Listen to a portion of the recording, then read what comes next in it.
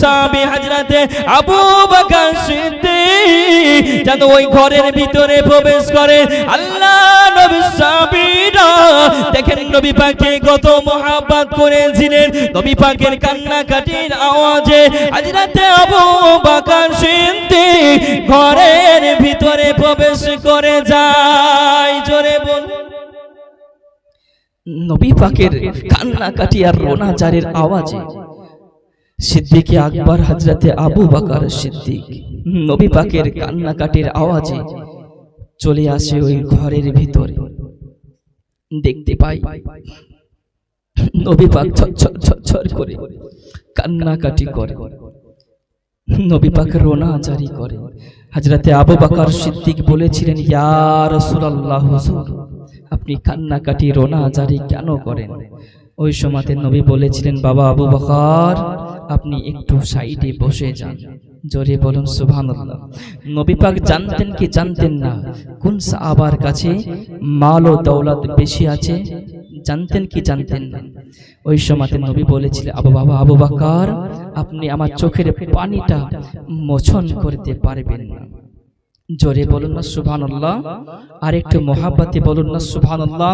ভাইও বাবাজি, ওই সময়তে আল্লাহর নবীর সাহাবী হযরতে আবু বকর সিদ্দিক চোখের পানি ফেলতে লাগে। হুজুর,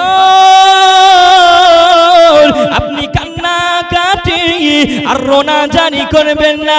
ইয়া রাসূলুল্লাহ, হুজুর আপনার চোখের পানিটা আপনি মোচন করে নেন। হুজুর, আপনি আর কান্নাকাটি করবেন না। নবী গো, আপনার কান্নাকাটির আওয়াজে বনের পাখিরা চলে আসবে। নবী গো, বনের সমস্ত জীব জানোয়ার চলে আসবে। ইয়া রাসূলুল্লাহ, হুজুর আপনার কান্নাকাটি আর রোনাজারিটা বন্ধ করুন। জোরে বলুন। ওই সময়তে আল্লাহর নবী সাহাবী বলেছিলেন, হুজুর আপনি আর কান্নাকাটি আর রোনাজারি করবেন না। ওই সময়তে নবী বলেছিলেন, ও বাবা সাহাবী, ও বাবা আবু বকর, আপনি আমার চোখের পানিটা মোচন করতে পারবেন না। ইয়া রাসূলুল্লাহ, হুজুর আপনি তাহলে বলে দেন আপনার কোন সাহাবীকে নিয়ে আসিব। ওই সময়তে নবী পাকের সাহাবী হযরতে আবু বকর সাইডে বসে যায়। জোরে বলুন। আল্লাহর নবী পাকের সাহাবীরা নবী পাককে কত মহব্বত করেছে, নবী পাককে কত ভালোবেসেছে। নবী পাকের সাহাবী ঝরঝর করে কান্নাকাটি করে। হযরতে আবু বকর নবীর কান্নাকাটি দেখে হযরতে আবু বকরের চোখ দিয়ে পানি বেরিয়ে পড়ে। আল্লাহর নবীর সাহাবীরা সমস্ত সাহাবী দৌড়াতে দৌড়াতে চলে আসে নবীর কাছে। নবীর কান্নাকাটি দেখে সাহাবীরা নবীর কাছে জড়ো হয়ে যায়।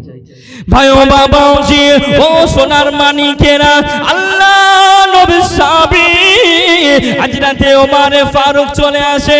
ইয়া রাসূলুল্লাহ, ইয়া হাবিবাল্লাহ, নবী গো, ও মায়ার নবী, ও দয়ার নবী, ইয়া